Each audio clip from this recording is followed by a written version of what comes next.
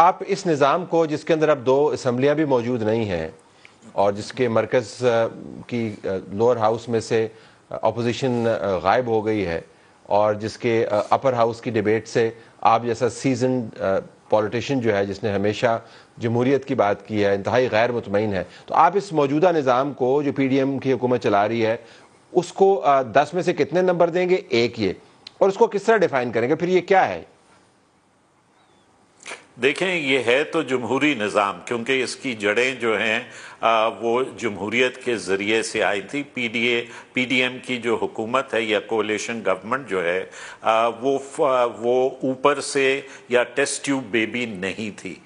وہ ایک parliamentary tool کے ذریعے سے، یعنی vote of no confidence against the prime minister, اس کے ذریعے سے معرض وجود میں آئی۔ اب یہ ایک الگ سوال ہے کہ آیا معرض وجود میں آنے کے بعد یا ووٹ آف نو کانفیڈنس کے کامیاب ہونے کے بعد کیا یہ بہتر ہوتا کہ اسی وقت الیکشنز، مڈ ٹرم الیکشنز کال کر لیے جاتے، یا یہ بہتر ہے کہ اب اسمبلیز اپنا پورا ٹینیور کریں؟ بیٹر وزڈم آپ کا ویو کیا ہے؟ آپ کا ویو کیا ہے on this؟ میرا ویو یہ ہے کہ it would have been better اگر مڈ ٹرم الیکشنز ہو جاتے، کیونکہ جو تمام کا تمام اکنامک بیگج تھا جس کی وجہ سے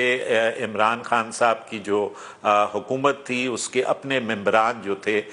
وہ اپنی کنسٹیچوئنسیز میں جانے سے خائف تھے، اور جو بائی الیکشنز کے ریزلٹس اس وقت آ رہے تھے اس میں پی ڈی ایم کی جماعتیں اور پیپلز پارٹی جو ہے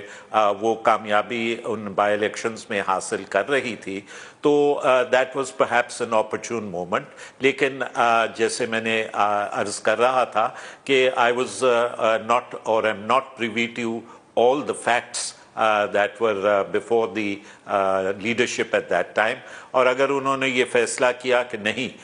اسمبلی کو اپنی مدت پوری کرنی ہے تو یہ بھی ایک جمہوری فیصلہ ہے۔ اسمبلی معرض وجود میں ہے، الیکشنز گو کے کانٹروورشل تھے لیکن بہرحال الیکشنز ہوئے اور اسمبلی اپنی ٹرم جو ہے وہ مکمل کرے اور اس کے ساتھ الیکشنز جو ہیں وہ ہوں۔ جہاں تک آپ کا سوال ہے کہ آن اے اسکیل آف